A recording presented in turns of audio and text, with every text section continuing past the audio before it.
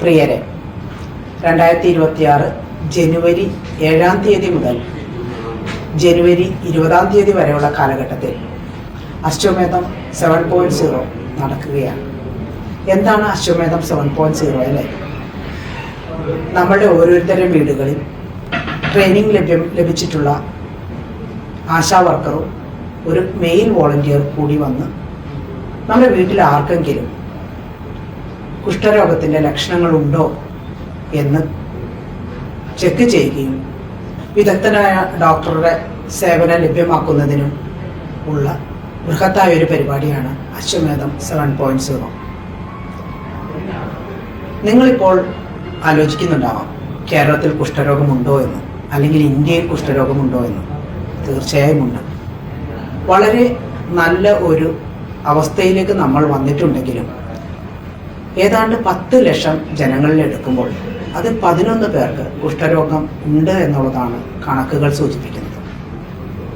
കഴിഞ്ഞ 24 മുതൽ 25 വരെയുള്ള കാലഘട്ടത്തിൽ 326 കേസുകൾ നമ്മൾ കണ്ടെത്തിയിട്ടുണ്ട്. അതിൽ തന്നെ 32ഓളം കേസുകൾ അംഗവൈകല്യത്തിലേക്ക് എത്തിയതിനു ശേഷമാണ് നമുക്ക് കണ്ടെത്താൻ സാധിച്ചത്.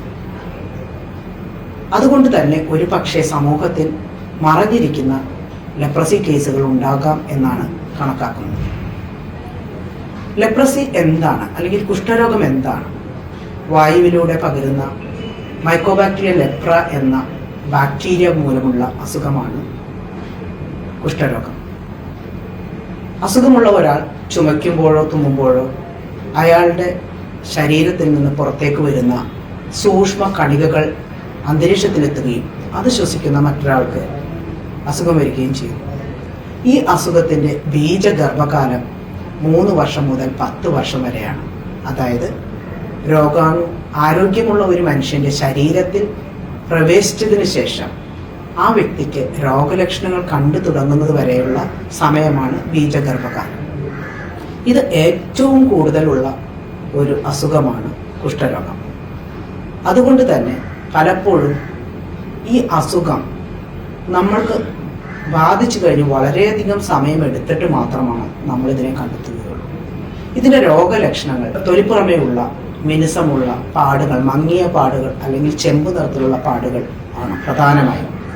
ഈ പാടുകൾ പതുക്കെ പതുക്കെ സ്പർശനശേഷി നഷ്ടമാവുകയും ചെയ്യും. പിന്നീട് ആ ശരീരത്തിൽ ഏത് ഞരമ്പുകളിലാണോ ഈ അണു പ്രവേശിച്ചിട്ടുള്ളത് ആ ഞരമ്പുകൾ തടുക്കുകയും അതിൻ്റെ പ്രവർത്തനം അപ്രത്യക്ഷമാവുകയും ചെയ്യും. അതുമൂലം നമ്മളുടെ ചലനങ്ങൾക്കും മസിൽ വീക്ക്നെസ്സിനും എല്ലാം കാരണമാവുകയും അംഗവൈകല്യത്തിലേക്ക് പോവുകയും ചെയ്യും. ഈ രോഗം കണ്ടെത്തുന്നതിന് നമ്മളുടെ ശരീരത്തിലുള്ള ത്വക്കിൻ്റെ പരിശോധന വളരെ ഇമ്പോർട്ടൻ്റ് ആണ്. നമ്മുടെ ശരീരത്തിൽ നമുക്ക് കാണാൻ പറ്റാത്ത പുറകിലും മുതുവിലുമെല്ലാമുള്ള നേരിയ നിറത്തോടു കൂടിയ പാടുകൾ ഉണ്ടോ എന്ന് നോക്കുകയും ഉണ്ടെങ്കിൽ വിദഗ്ധനായ ഒരു ഡോക്ടറുടെ സേവനം നമുക്ക് ലഭ്യമാക്കുകയും ചെയ്യുന്ന പരിപാടിയാണ് അശ്വമേധം 7.0. ഈ 2 ആഴ്ചക്കാലം, അതായത് ജനുവരി 7-ാം തീയതി മുതൽ 20-ാം തീയതി വരെയുള്ള കാലത്ത് ഞങ്ങളുടെ ആരോഗ്യ പ്രവർത്തകർ നിങ്ങളുടെ എല്ലാവരുടെയും വീടുകളിലോ ഓഫീസുകളിലോ സ്കൂളുകളിലോ എത്താൻ സാധ്യതയുണ്ട്. അവരോട് സഹകരിക്കുക. നിങ്ങളുടെ ശരീരത്തിൽ എന്തെങ്കിലും പാടുകളുണ്ടെങ്കിൽ ഭയപ്പെടേണ്ടതില്ല. അത് വിദഗ്ധ അഭിപ്രായമനുസരിച്ച് ലെപ്രസിയാണെന്ന് കണ്ടെത്തിയാലും ഭയപ്പെടേണ്ടതില്ല. നമുക്ക് 6 മാസം മുതൽ 1 വർഷം കൊണ്ട് ചികിത്സിച്ച് ഭേദമാക്കാവുന്ന ഒരസുഖമാണ് ലെപ്രസി.